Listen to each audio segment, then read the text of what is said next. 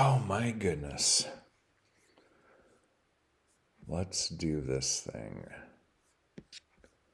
Hello, hello, hello. Hello, everybody, and welcome to Sunday. Welcome to Sunday.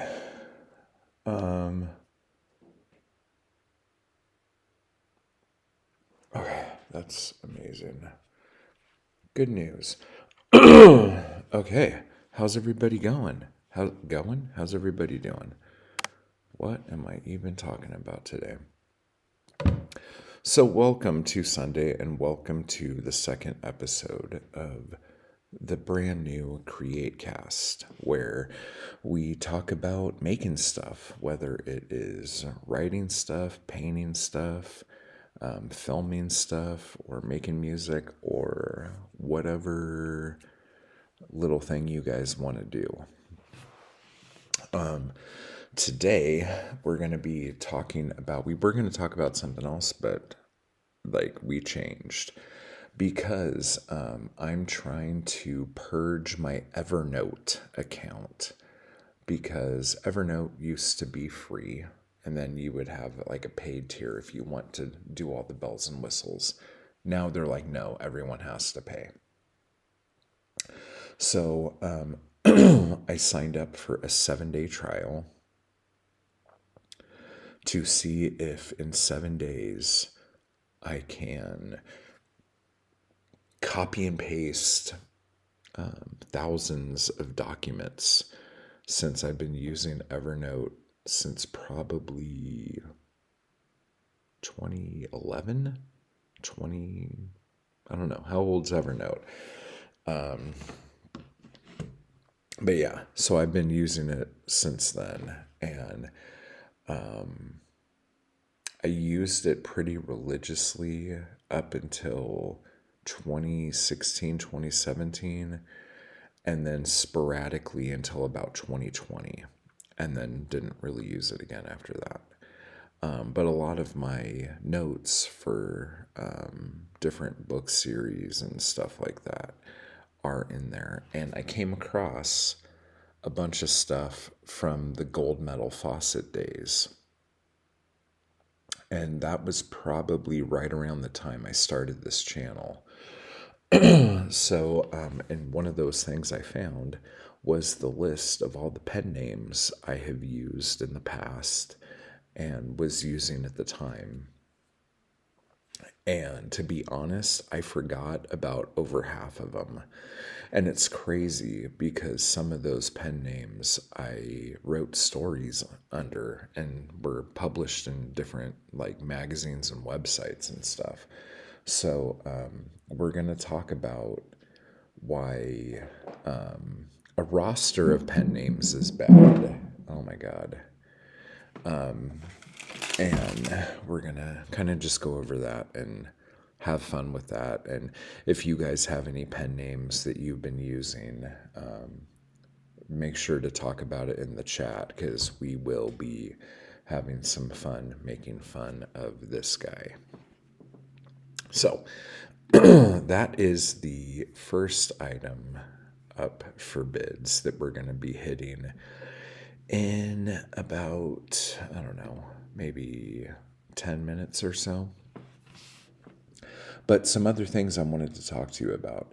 Since this podcast live stream kind of thing, I've never done a live podcast before. So we're going to see how this works.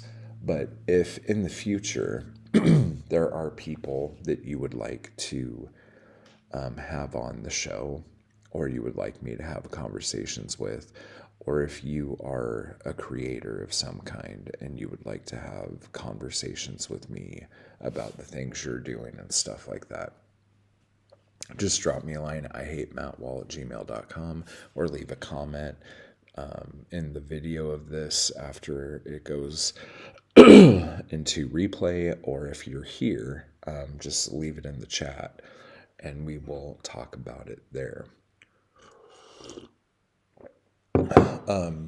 the next thing I wanted to talk about is make sure, if you can, nope, here we go. Run over to mattwallart.com and take a look at my work. So we have my ink paintings, the Mad World series, the Black Sand series, a lot more stuff than that. Those are the Black Sand paintings. Those are just some more paintings from different series that I've been doing. And then if you go up here to catalog, let's just do that. You'll find some paintings along with the chapbooks and paperback books that I have in here. So you can take a look at those. Death by Datura, don't have many left. Drinking Less, don't have many left. Like most of these here, I don't have many left of. Probably the ones I have the most of are Panic and Anxious Anxiety, the short story collections. But even Preview of a Dangerous Mind, I don't think I have many of those left. But like, yeah, Panic, I have a few of those left. Let's see here. What else do we got? Oh yeah, End of Everything. I have some copies of that left on here. And then where is Winter? Oh, there's Winter. Right there. So yeah, so some more chappies and some paintings. Some small paintings, some big paintings, paintings on paper, paintings on canvas, paintings on panel. Yeah, some are even framed. Cool. And then make sure you subscribe to our emails so I could send you emails and let you know everything else that's going on. If you'd rather just check out the chapbooks, chapbooks are here for your perusing. And you can even run over to my blog. I really need to make some more posts on the old blog here. So I'll be doing that relatively soon. I got kind of, what's the word I'm looking for? My heart broken because I was in the middle of this giant long post about the Black Sand paintings that kind of went on forever. And it didn't save, and I had spent like maybe like an entire afternoon working on it, and I was only like halfway done, and that just like broke my itty bitty heart. Couldn't believe it. So anyway, let's get back to the mug. Mindy, how are you doing? Boom, boom, boom. How's it going over there, Mindy? So, yeah. So, again, if you or you know anyone who you would like to watch me have a discussion with that you could partake in the chat, let me know. Run over to mattwallart.com to help support, or you could just join this channel down below to support. That would be fantastic. And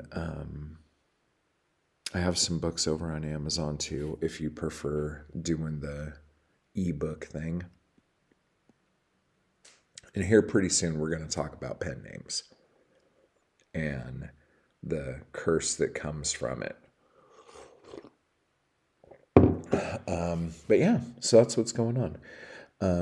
I have some meetings this week for those of you who want to be kept up on the film stuff. I have some very large meetings this week that I'm honestly both very excited about and kind of trepidatious about. Because there is a good possibility that I'm going to have to really let go of some stuff. And it's okay. I tried the majority of my adult life to do everything my own way and kind of just say fuck it to everybody about everything. And it has done well for me, sort of. But I'm kind of ready to just let go of some things, let go of some control, and let good things happen. Caitlin! Hello. Caitlin, I thought you were at work today. Are you playing hooky?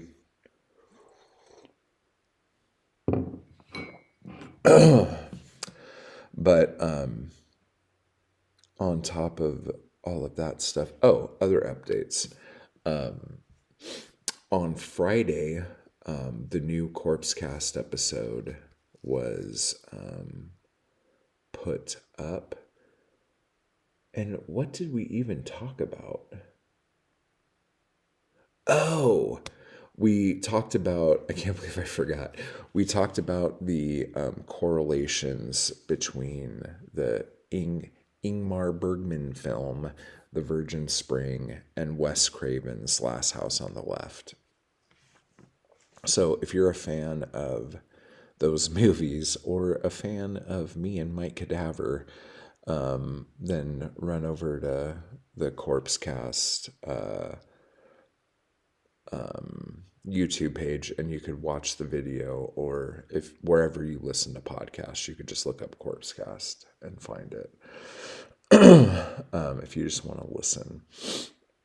And then yesterday I recorded the next episode of Jalo Chow Chow with Chris and Al. And we talked about one of my favorite Jali, Case of the Bloody Iris with Edwidge Fenwick and George Hilton. Oh, such a good movie.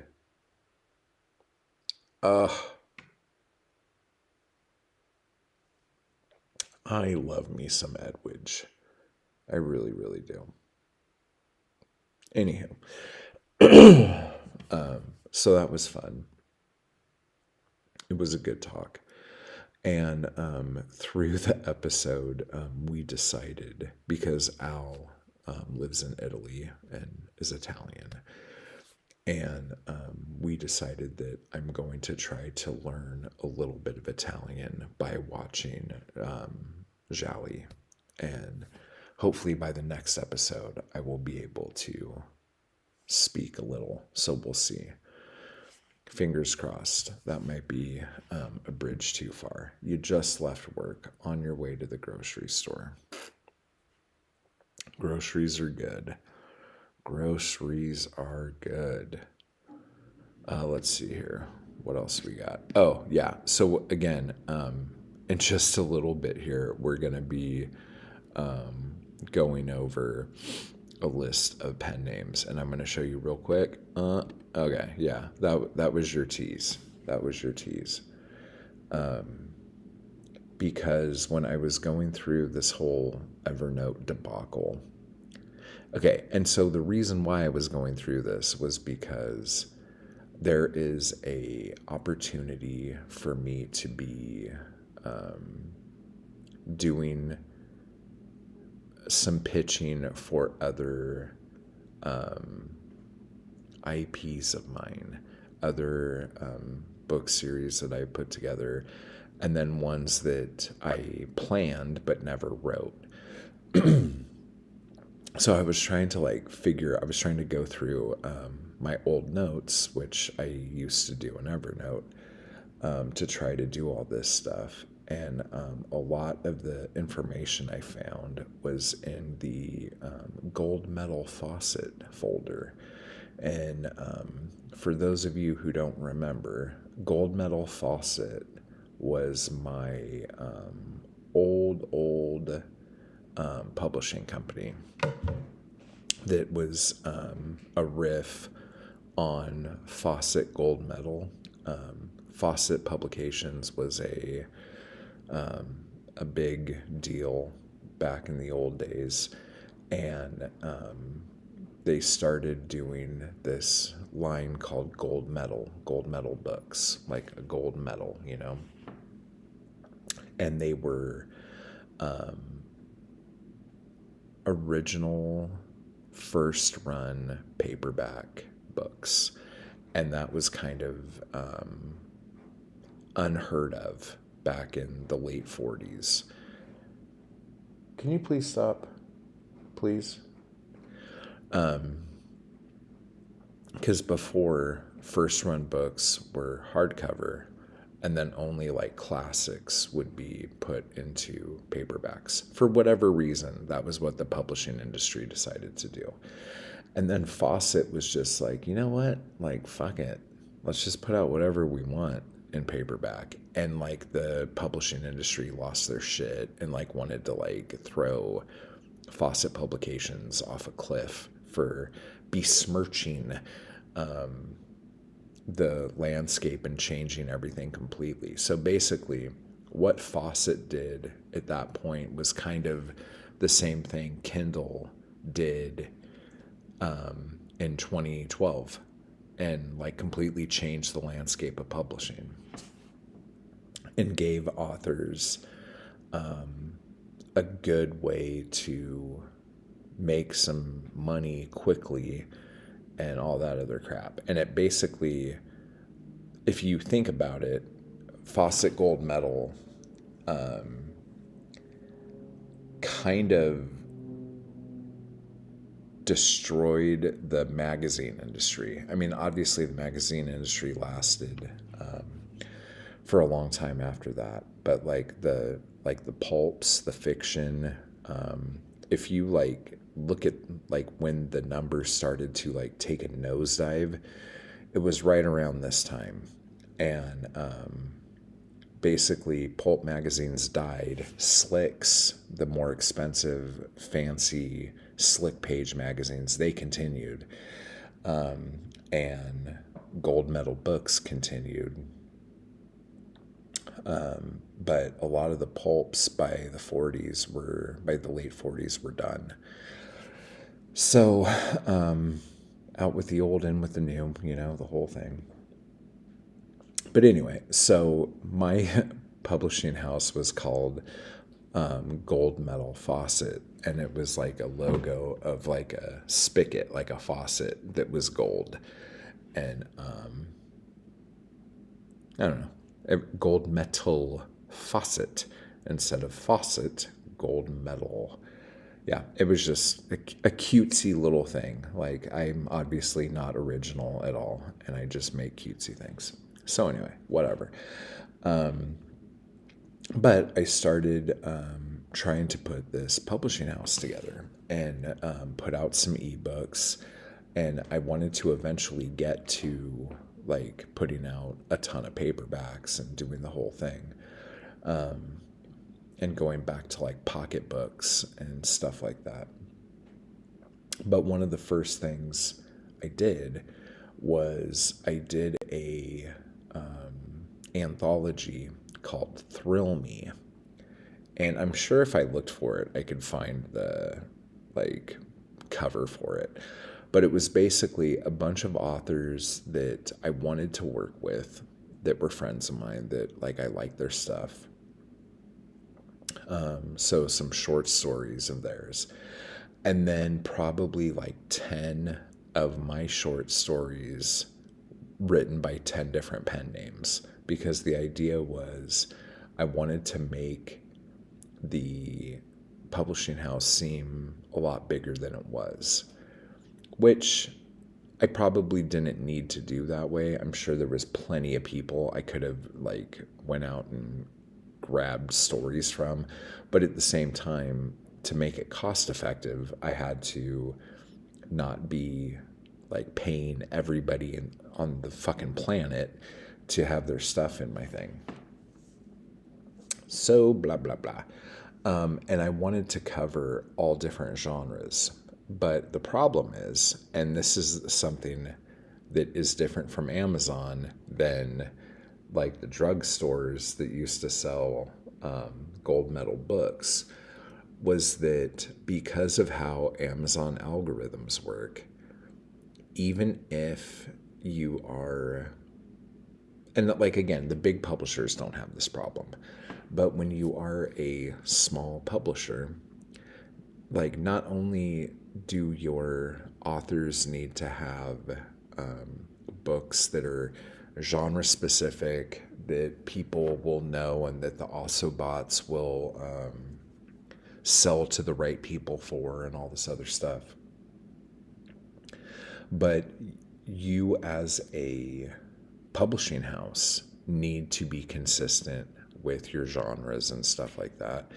Because once, like, Amazon realizes, oh, so this person bought this sci-fi book, let's try to get them to buy this romance novel from the same publishing house. Like, the also bots won't work. And then as soon as the also bots don't work, Amazon's like, this is broken, fuck it, we're not going to push it. So because of Amazon being my sales vessel for the publishing house, it was flawed. And I realized it pretty quickly. Like once the numbers came in, especially when I put out an anthology of many different genres with all the authors' names in the thing, the also bots completely were ruined. So then I was like, okay, well then I will put all of this stuff out as like zines, as chapbooks. And I started printing a ton of stuff. And so like I printed out a bunch of Black Star episodes. I printed out a bunch of Zombie Zero stuff, the Gavel stuff, Hitman Black, Black Market Blood Drive.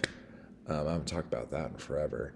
All the Hank Bradshaw books I made as little chapbooks with print so small that you could barely read it. And I was going that route because, at least with that, if I sold them on my website or on Etsy, I would be in control of how those books were sold.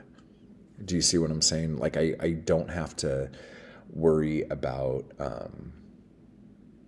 algorithms as far as genre specific shit. So trying to break away from Amazon with Gold Medal Faucet was good. The problem with all of this is, if you remember, at this time I was living in the desert in a trailer trying to build a house. And I had 2 other people living there with me and like 4 fucking dogs. So it was kind of cramped, and trying to run a full business out of this tiny little hole in the middle of nowhere with kind of shitty internet connection kind of made everything a little bit tricky. And now that I'm thinking about this, I'm like, oh, this is all a very plausible thing. And I'm like going, oh my God, this could work. I could totally pull this off. So there's that. Maybe it's something I will go back to. I really liked the Gold Medal Faucet. That was fun. But the other thing about it, during this time too, once the Gold Medal Faucet thing I realized wasn't working very much, I started looking into actually publishing, like, my original goal, little tiny paperbacks, but actually getting them in Walmart and stuff like that. Like Walmart, Walgreens, CVS. Those were like my main targets. And then I wanted to eventually have them in gas stations and liquor stores. and try to make these little paperback books be like $5 or less, and be more of like an impulse buy. And I was going to do a lot of public domain shit, but also like my shit and shit that I liked out there from other people. So, and that company was called Back Pocket Pulps. And we were going to try to do that. And the amount of money I needed to get a distributor to be able to do the stuff was fucking crazy. Here's the thing that I don't think people understand. If you want a distributor, like if you wanted to start your own publishing company and you wanted a distributor to like house your books, sell your books to big stores, and then do all the shipping and all that stuff, the amount of titles you have to have are astronomical. And I can't remember the exact number. I want to say it was something like they wouldn't take you, and there were different distributors, but like a roundabout thing, the number was like something like, as a publisher, you needed to have like 20 titles, and each title needed to have 20,000 units before they would take you. So the amount of money that a small publishing house has to have in order to get the number of these units available to give to the distributors so they could sell them to the stores, it's fucking nuts. And then when you think about it, like, say if my cover price was $5, I would have to sell to the stores for like $2.50 to have them sell it. But then I would also have to pay a percentage to the distribution company. And so by the end of all of this, like I might be getting like 50 cents per book, and then I would have to pay the authors and do royalties and all this shit off of that amount of money. So the whole thing just kind of sucked. But the reason why I bring this up like this is because like people cry all the time about the death of print and how bookstores are doomed and all this other shit. But it's like, if you are still using models that worked 100 years ago but are completely outdated now and don't make any sense financially because of the ease that you could get stuff on print on demand, like, why the fuck would anybody do this? And I understand the distributors have to like keep their lights on, and because they've been this big giant growing monster, they can't suddenly go, oh, you know what, we could probably do this for half the cost. We would just have to get rid of all of our warehouses and fire 75% of our staff. They're not going to do that. So they're just going to grow bigger and older until they finally just die. And that sucks. But there isn't like a low-level distributor. There are things kind of like that, but it's more of like a collective, and it doesn't really do the things that they say they're going to do, and they don't have the strong arm that these bigger distributors that have been around forever have. So then the idea is like, okay, well, do I want to end up just being in distribution? Because as everybody knows, distribution is the only place where you make any money in any kind of art. That's so funny. Okay, this has turned into the business cast. Bizcast. With Biz Wally. Okay. So then I went through this whole thing where, am I going to just start focusing on distribution and trying to make those connections and get into those things. But then I'm like, okay, so then I have to have my own warehouse where I could store all this stuff. I guess I would have to hire people, because maybe I could do this out of a storage unit with just me. But I should probably hire somebody. So when you start doing all this stuff, again, it's like you need X amount of capital to make any of this work. So then that kind of fell apart. And then the idea of gold medal faucet or back pocket pulps kind of just disappeared, because I was just like, it seemed too big for what I was able to do at the time. But it's funny, because the last couple days I've really been thinking about ways to actually do this and make it work. And I think there are ways. I don't know what they are, but the fact that it's like Twitter-pating in my mind right now. And it's like, I'm like, what? I did all this? And it just like, it blew my mind and knocked me out. So now I guess we could actually get into the pen names. Does anybody have any questions about anything we're talking about before I get into the train wreck that is my nom de plume? Because this was actually fucking batshit crazy when you start looking at all this.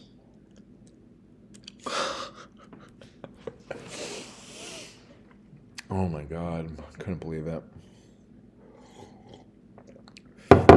So, my list of pen names here. The number is actually 35. So I had 35 fucking pen names. Now, here's the deal. I've probably had more, but didn't publish anything under them. These are the ones that I have written stuff under and put stuff out under, whether it was on websites, magazines, or ebooks. And the funny thing is, there's actually a couple names that I remember that aren't on here because I don't want anyone to see them. Because, yeah, it's... I just don't want anybody to see them. So let's go through this list, guys. This will be fun, right? Okay. So we have here, obviously, Creep Creeperson. That I was in the band, made a bunch of movies, all that stuff. CC Wall was the transition name. I don't know why I thought this was a good idea, because nobody understood it other than me. But I'm like, eventually I would like to go to my name.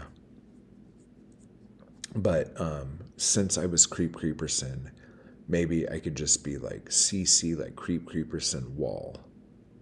And then eventually I could drop the CC and be Matt, and nobody will notice. Stupid. Guys. Whatever name you write under, stay writing under that name. I don't know why this was so hard for me to understand. Longevity is how things are made. Okay? When something is around for a long time, it builds brand recognition. It builds like trust. Okay? Changing your pen name every 5 minutes is a stupid idea. And I know a lot of you out there like, I don't want to write under my name, so I'm going to write under this name. Make sure you love that name, because that is going to be with you the rest of your life. Not everyone can be Stephen King, okay, from Richard Bachman or whatever. So anyway. So then I wrote on the side of these what kind of stuff I was writing under these names, so you understand why I had different pen names. Because one of the main reasons why I had different pen names is because Amazon does not like you writing different genres under the same author name. And when I say they don't like it, it's because their algorithm can't function. You're like breaking the robot. So you're hurting yourself if you're writing different genres under one name. So Mick Hunter obviously was the Hank Bradshaw books. So all the Dead Dame books, all the Hank Bradshaw short stories, all that stuff was originally written under Mick Hunter. Vic Lord was my horror name. So like Black Market Blood Drive, the vampire series I was doing. I think for a little bit, the Zombie Zero books were written under that. But then there was another period where I was trying to focus more on the crime aspect of the Zombie Zero books. And so I put them out under Leon Stickley. That didn't work, marketing them as crime novels. So then I had to go back and put them as horror novels by Vic Lord.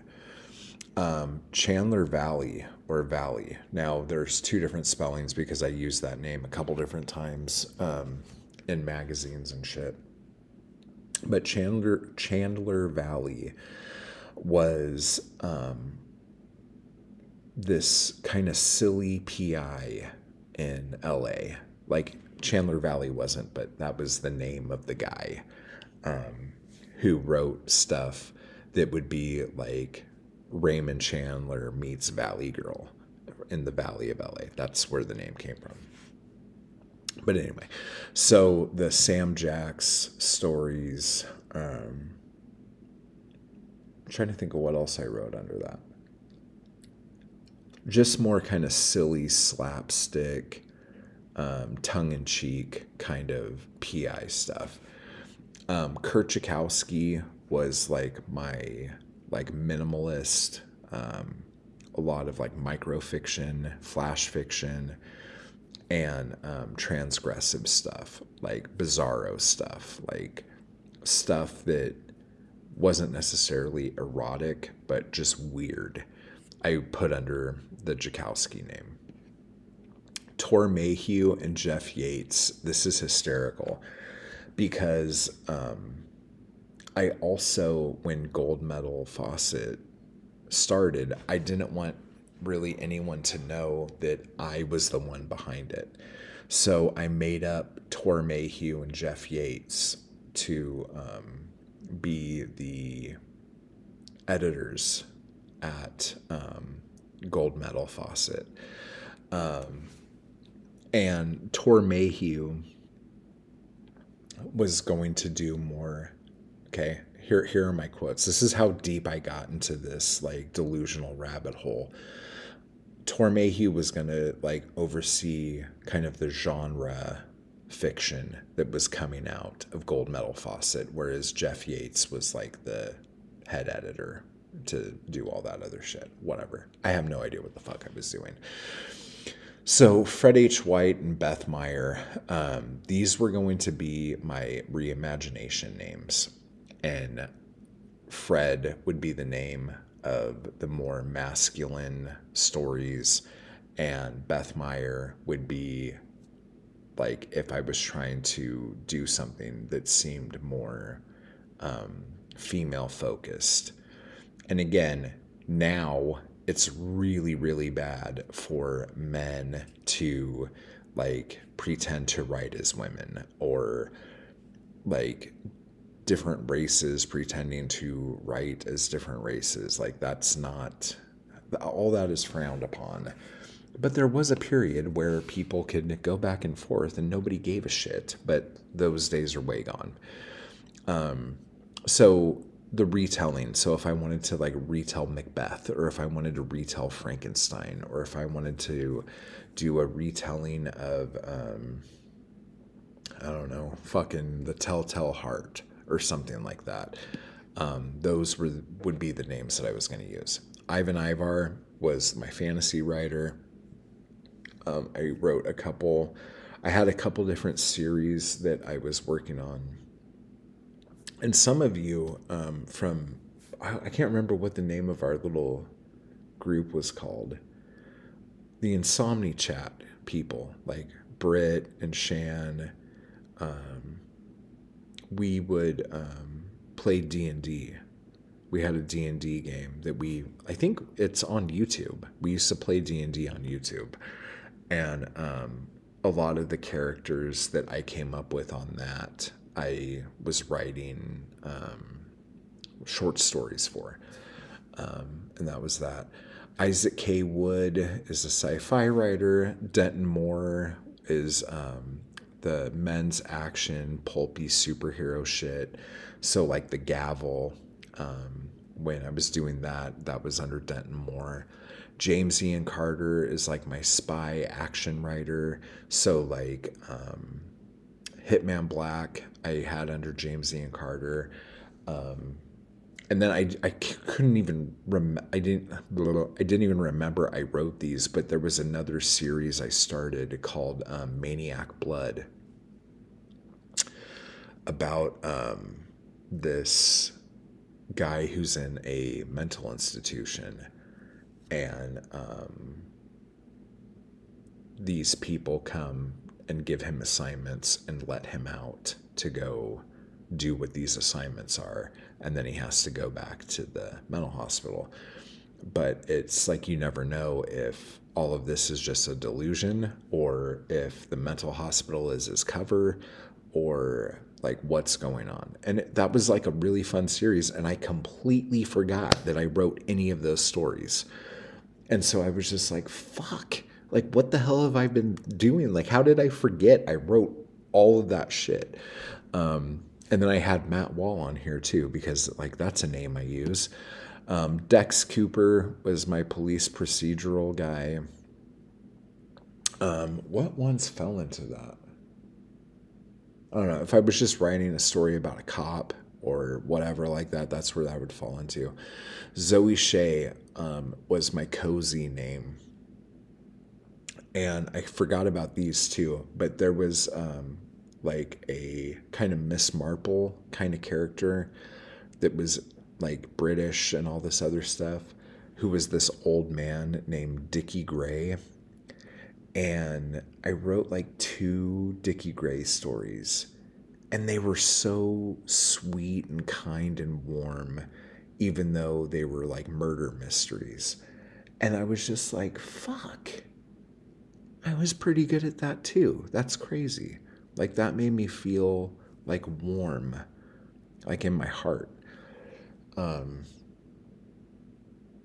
He was just like a sweet old man who, like, even though people like committed dastardly crimes, he still cared for them and loved them, and was just like, oh, you poor lass, come here, you know. And it's just like, oh my god. So that was really fun. Prudence Race, my idea with this pen name was going to be more literary fiction that fell into mystery. Like if there was a way to make that work. And there wasn't really. And I had one serial that I had done called The Dandy Man. And I tried to throw that name on it. Dandy Man didn't really work as literary, but I thought it was highbrow enough. Franco Colt, one of my favorite pen names, was my Western pen name. So when I would submit stories to like different like Western magazines and websites and shit, that was the name I used.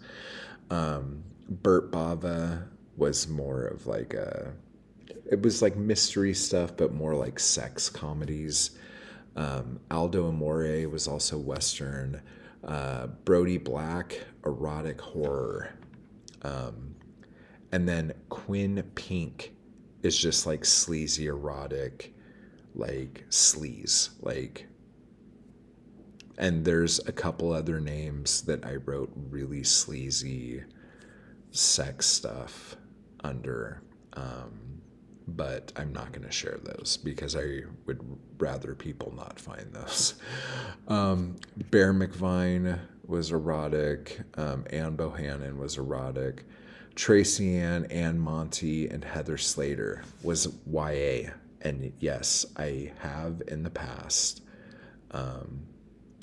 written some YA type stories, and sent them out to different sites and publications. Alan Edwards was like my gothic poetry stuff. So like all of like the old like Hart Wayne Twain stuff and all of the like dark depression like poems, like my Edgar Allan Poe ripoffs and shit like that came out under Alan Edwards. Vin Bansmith was also erotic. Terrence Dean was like my space opera kind of shit. A.M. Roberts, soapy romance, Woodward fantasy, and Carl Carassi was like my monster guy. Like he would write like these horror stories of monsters and all this other shit. So anyway, so this was my ridiculously long list of pen names that I wrote, all different kinds of genres under, yeah, and appropriated things I probably shouldn't have appropriated.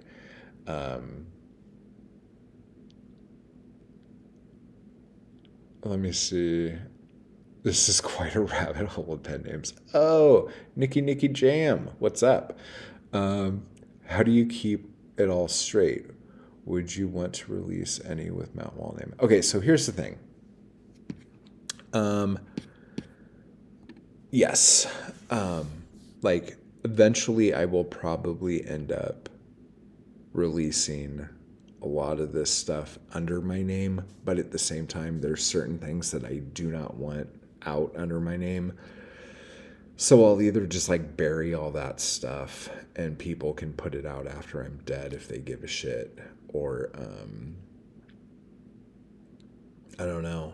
I don't know what the fuck I'll do with some of that stuff. Yeah, I don't know. But tell me you have ADHD without telling me you have ADHD.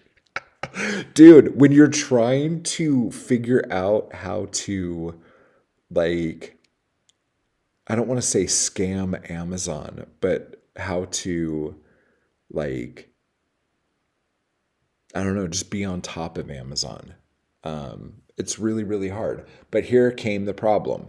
Okay, so Mick Hunter, Leon Stickley, Vic Lord, and let me go back and look at the list real quick. Oh, that's not the button. Here we go. Okay, so well, CC Wall as well, because I was still running the Creeperson social media accounts and email list, as well as the CC Wall social media accounts and email list. But Mick Hunter, Vic Lord, Leon Stickley, and Kurt Chakowski, Denton Moore, and James Ian Carter, and Bert Bava.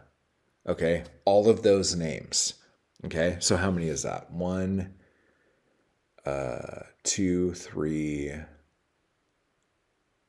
4, 5, 6, 7, 8, 9, 10. Okay, so that's 10 social media accounts. Facebook, Instagram, Twitter, plus an email list. Okay. Some of these also had websites for. Okay. Then I had the Gold Medal Faucet, Facebook, Instagram, Twitter, email list, and website. Okay. So that's 11, whatever. And other names on here I did have social media accounts for, but I didn't have like mailing lists or websites or anything like that for. Just social media stuff so I could follow the different magazines and websites that I was trying to submit stuff to. Did you make any money off the pen name? So here's the thing. Yes.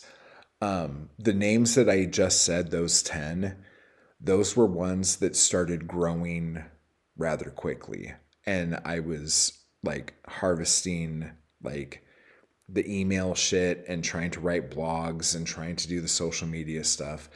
And believe it or not, I hit a wall and had a complete like breakdown with trying to juggle all this shit. Because the problem I found very quickly was that if I was doing all of the admin, like writing blogs, writing posts, writing newsletters, responding to people, I wasn't writing books. And my schedule was, at the time, was every week a book had to come out, whether it was on Amazon. And then when it went to the zines of everything, I was doing 2 releases a week. So it would be like an episode of Black Star and then a Hank Bradshaw story. Then the next week, an episode of Black Star and like a Vic Lord horror story or something like that. So I was doing all of that shit and it like just became too much.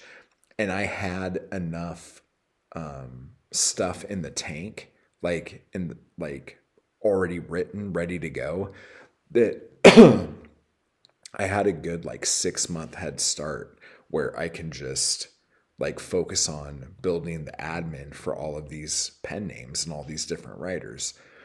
But as I was going, I was realizing I'm not writing any stories and I have to be writing or else I'm eventually going to get up to this 6-month deadline where I need to start putting out new material and I don't have anything. So could I have hired social media people to do that stuff? Yeah, I probably could. But then like would I have to hire people to do the email list too and people to do the blogs too? It just got too big. And I started like letting things down, like letting things go. So like I think Burt Bava was probably the first one that, and Burt Bava was the Shallow Jallow books originally. I started missing deadlines with the next Shallow Jallow books because I had like probably like 30 ideas for the Shallow Jallow books. And I put out 2, started writing the 3rd, didn't finish the 3rd, started writing the 4th, didn't finish the 4th, and just gave up. So that kind of broke my heart, but that was the first one to kind of like fall by the wayside. Then I didn't write the next book in the Black Market Blood Drive vampire books. And then that freaked me out. And then while all this was going on, I had these like 3 different giant like fantasy stories that I wanted to do, like big, epic, sprawling. Like I had maps drawn out of the world and all the different races of people and all of their shit. Like some of you who write fantasy shit know what I'm talking about. And I hadn't even started that. So I was just behind on everything just because I was fucking posting on all these different accounts and trying to get like newsletters out and trying to build mailing lists. And so then I was like, okay, well, I'm just going to focus on the author, the pen names whose mailing list is growing more than the other ones. And so that's when I was like kind of focusing more on CC Wall and Mick Hunter and Vic Lord. That was like where I was like, okay, these ones I can manage. All these other ones have to go by the wayside for right now. And then Vic Lord went away. Hank Bradshaw, the Mick Hunter ones were still doing okay. They weren't doing great, but it was growing at a good pace. So I'm like, I could still do this. But because all this happened, this is when I said, fuck it, I'm just going to be Matt Wall. I'm not going to worry about any of this shit anymore. I can't fucking do this. I feel like I'm drowning. So this is the danger zone of having too many pen names. Like we're just, it's a different, it's like we're in a different world. Like we take ideas from what people did in the past because that's all we have to like go, oh, that seemed to work for them. Let's see how that would work for me. And so we look at all these like pulp writers and sci-fi writers and like mystery writers all through the last, I don't know, 10 decades of how they all had all these different pen names they wrote shit under and wrote different genres under different pen names. And it does not work in the world we have now because they didn't have to fucking do social media posts. They didn't have a mailing list. They didn't have to fucking put a blog up on a fucking website and then keep the website looking different from the other website so people don't think it's the same person. Oh my gosh. Nikki's like, yeah, tell me you're ADHD without telling me that. Tell me you don't have severe OCD problems and now you're moving into dissociative mania. Oh my God.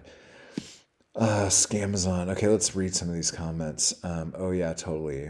My filing system is criminally convoluted. I drive Chris nuts, but it makes total sense to me. Oh yeah. And then I hit that one from Caitlin already. What was the word count for the books you were putting out weekly?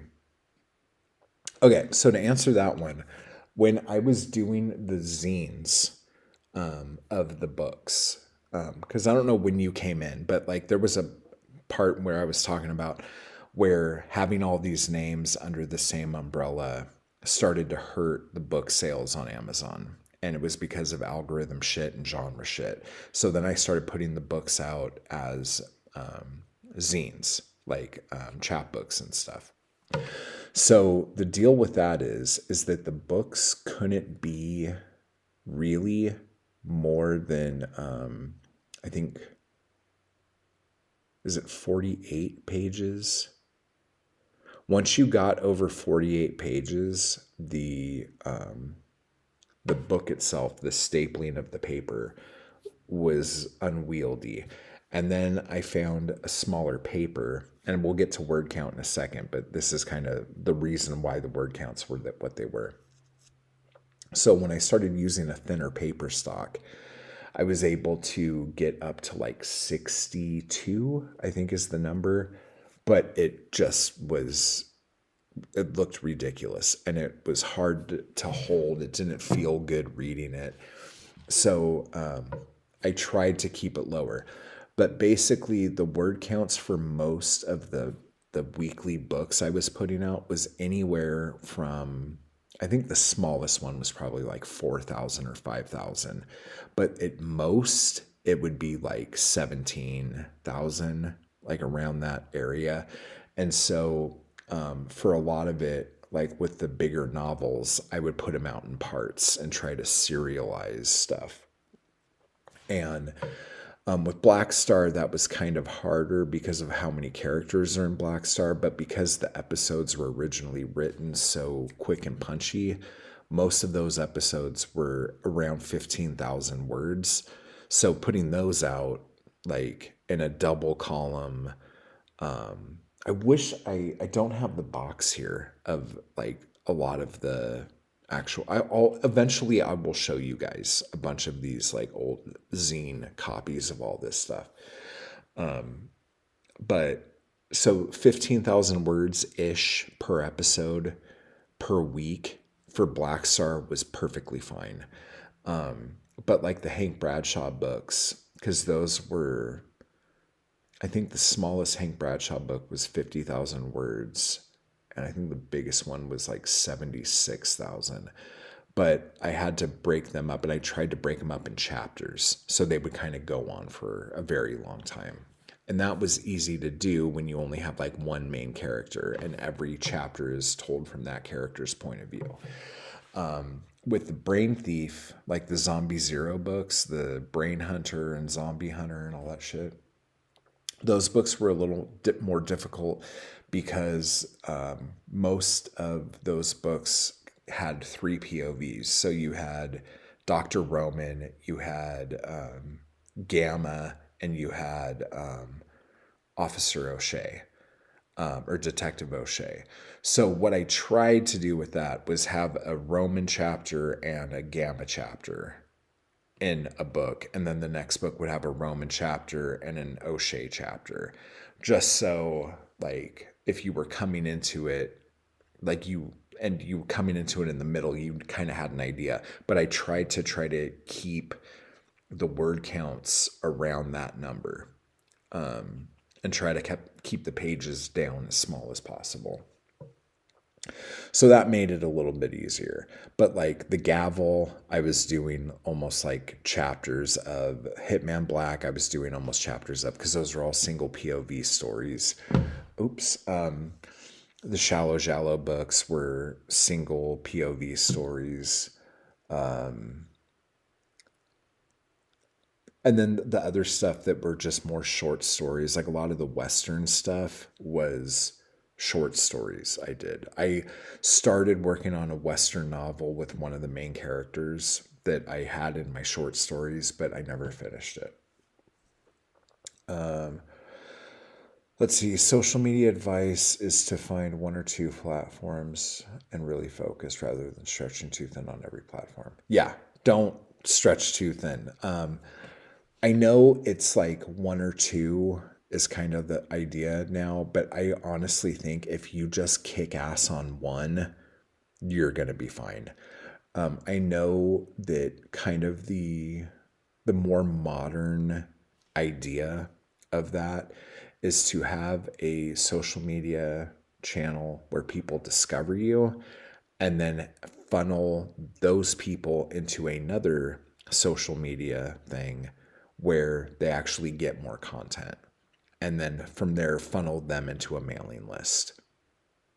That seems a bit weird because I don't use every social media platform. And if like I was able to find somebody on Instagram, let's say, and then all of their actual good content was on TikTok, I don't use TikTok. So I wouldn't download TikTok just to see more content from someone who I'm already seeing some sort of content from. So I don't know if that's the best way to go about it, but I think people assume, at least marketing people assume, that most people use every platform. Like they use TikTok, they use Instagram, they use X, they use Facebook. Or they might not use Facebook anymore, but at least those first three people probably use. I don't know how that is, but I don't use more than basically just Instagram. That's kind of, and YouTube. YouTube is like my honey. I love YouTube. Would you eventually compile series into omnibus collections?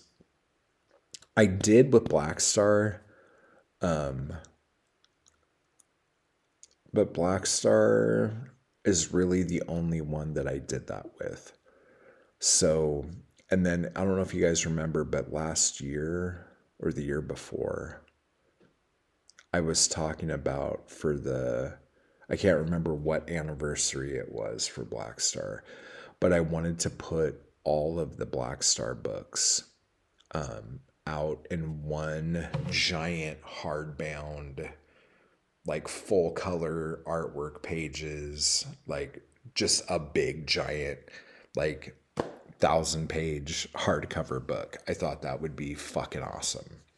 And that might be something I look into at some point, especially after the relaunch. That might be something we do at the end of all of that with a bunch of extra goodies and stuff. But I was also going through the Secret Society of Black Stars, and I think I'm going to end up doing an episode of this show about that. And for those of you who don't know, it was the gamification of the reading of Black Star. So you as readers can do things and get points and get badges, and then you could turn those badges in and get prizes and shit like that. And that's how when Black Star was originally released, that's how the marketing campaign was, and it was fucking awesome. It worked really, really well. And it was the first time I was able to pay my rent and pay my bills from like my books, like just selling shit on Amazon. And it was the thing that made me realize I didn't need to make movies anymore. Because when I was making movies, I was getting paid very well. And I had a quality of life that I really rather enjoyed. And then when I thought I was either going to drop dead or murder somebody, which I probably shouldn't talk about anymore since I'm trying to get back into some sort of production, I decided, fuck it, I'll just write books and I don't have to worry about budgets. I don't have to worry about actors. I don't have to worry about producers. I can just write whatever the fuck I want. And then Amazon became a producer and was trying to tell me what I could and couldn't write, but that's a whole other story. But so it took me about, not necessarily a year, but it took me about a year to go from starting to put stuff out on Amazon. I did the Creepology short story books and then did the Slasherton adult picture books, and then did Black Star, and Black Star took off. So yeah, it was really, really good. And then I started doing monthly releases.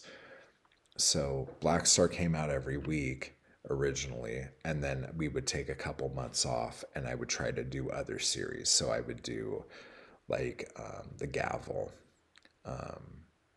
weekly while that was going on. Or wait, was that weekly or monthly?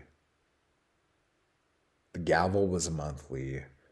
Hitman Black was monthly. Zombie Zero had a bunch of different names. That was monthly. And the Bloodlust books, I don't even want to get into those. And the Shallow Jallow was monthly. But we did it to where, like, you would have 6 weeks of Black Star, and then a month of The Gavel, a month of Shallow Jallow, a month of Zombie Zero, and then 6 weeks of Black Star, and then we would come back to The Gavel and come back to all the other things until those were done, and I would bring in new ones. But the problem was with my mailing list, because this is back before Gold Medal Faucet. So what happened then was I had one mailing list for the most part, trying to do all this stuff.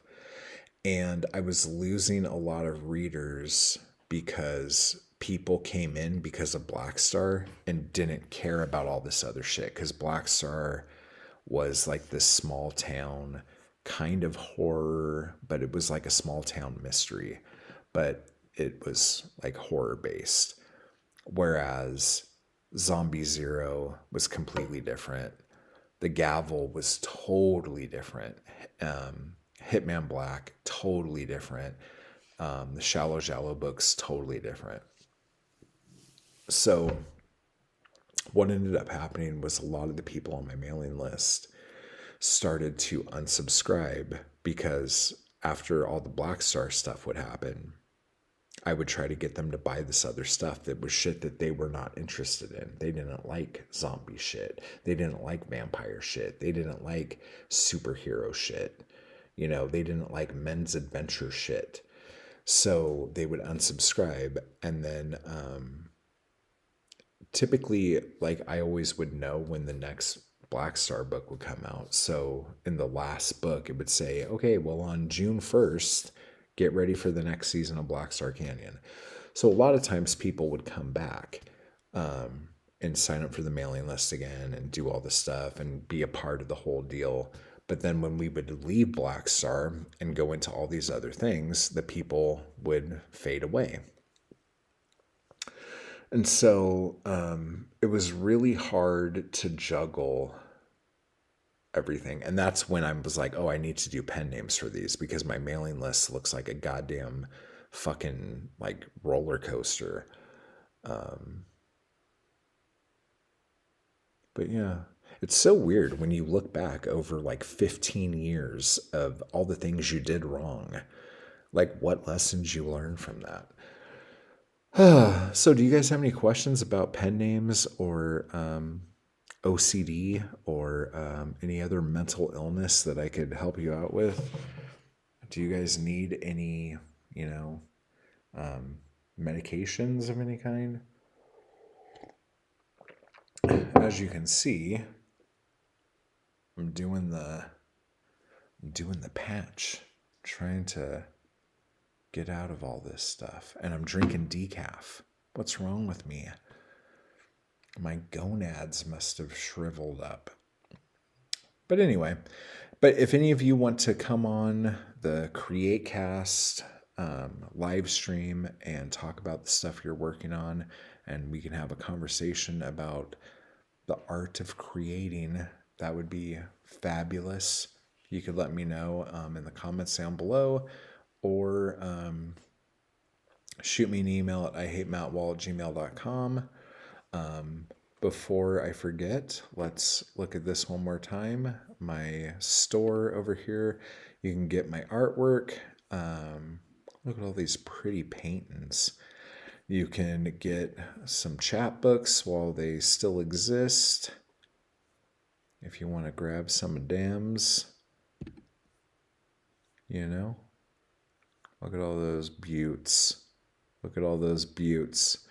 Or you could just go through the catalog of amazingness and pick up paintings, chapbooks, sign up for the mailing list, obviously, and also pick up some free ebooks and even some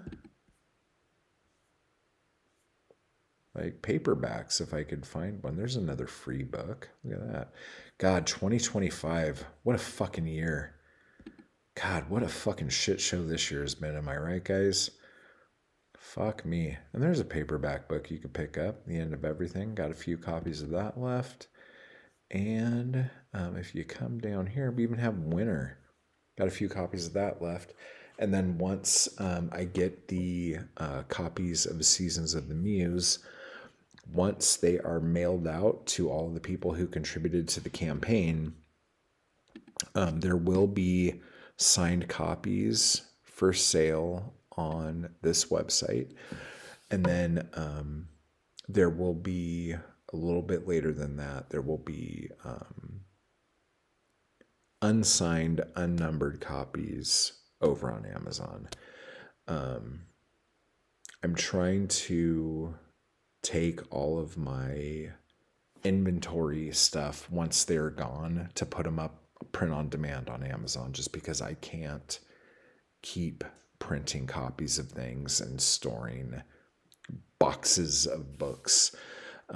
My storage, I don't have the ability to keep storing shit. I have so much shit. And I have so much merch. I have so much paintings. I have so much paintings. I have so many paintings. I have so much stuff.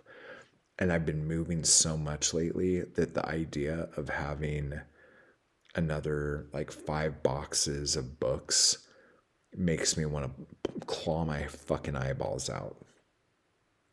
So, but that goes back to that whole distribution idea we were talking about earlier, where I was going to rent a warehouse out and be my own distributor. Fuck me, dude. I have ideas up the ass. I don't know. I just need help, people. I need help.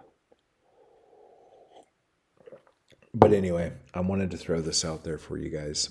I have some meetings this week, and then we'll wrap this up. But I have some meetings this week that are really big. And one of them is on Monday, tomorrow. And it's kind of an important thing.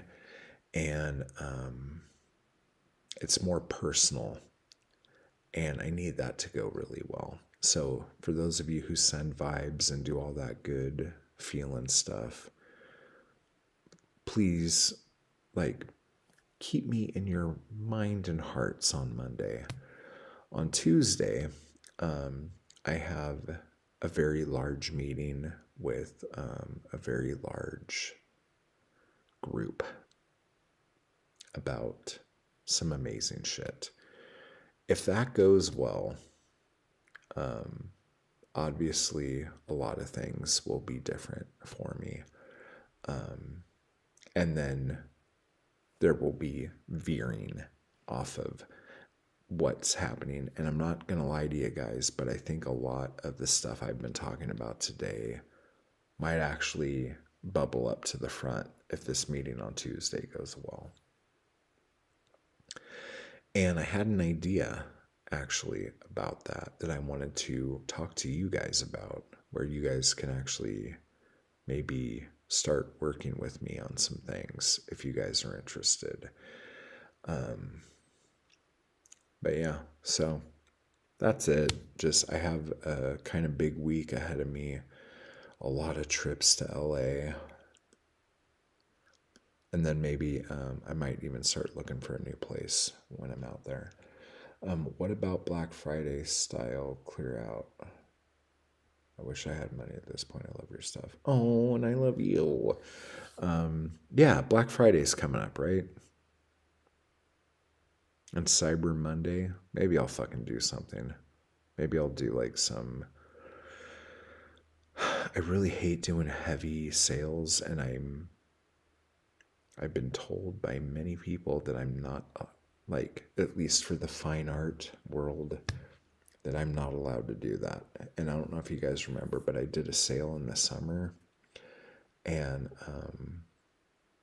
I had to kind of wipe all like knowledge of that off of the internet.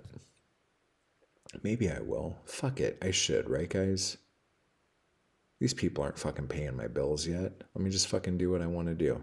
Caitlin, you're right. Up top. Okay, everybody give Caitlin a high five, or I don't know what's over here. We'll do some of these. Caitlin, thank you. That's a good idea. I should just fucking do that. And Mindy, all positive thoughts. Good luck with your meetings. Thank you, Mindy. Mindy's the shit, guys. I don't know if you guys know that. Mindy's fucking awesome. Okay. Yeah. But I guess that's it. I hope you guys like this new format. It might seem exactly like how I do my Sunday live streams anyway. But I'm really hoping to like do this whole podcast thing on YouTube and have it work well. For those of you who don't know, YouTube's algorithms also changed, and series watching is what they're looking for now. And I've been pretty good with that, with the writing tip videos and all that other shit, and the Bukowski pod and all that other shit. But they really want things that move into the next thing. And if there's too much standalone shit on your channel, like, they don't really give a shit. So for those of you who have YouTube channels, make sure you're doing end screens, and make sure you have playlists that are very specific as to what like the next video to watch is. You know what I'm saying? So that's it, guys. I'm going to make another cup of decaf and probably get some work done somehow. I don't know. I have to still, I'm in the H's of my Evernote unhaul. So that's about a third of the alphabet, and I have 5 days left before I get charged some fucking ridiculous amount of money. Type hard, guys. Join the crew down below. And we'll try to do some live streams this week, probably Wednesday. And actually, after my Tuesday meeting, I will update members as to what happened. And then maybe on Monday as well, I will, or on Wednesday, I will let you guys know a little bit more about what that personal meeting stuff is. Maybe I'll share a little bit more about that. I've been trying to keep that kind of close to the vest. All right, guys. Keep making shit every day. Make something. That's what you're supposed to do. Whatever it is, make something. And I'll talk to you guys later. See ya.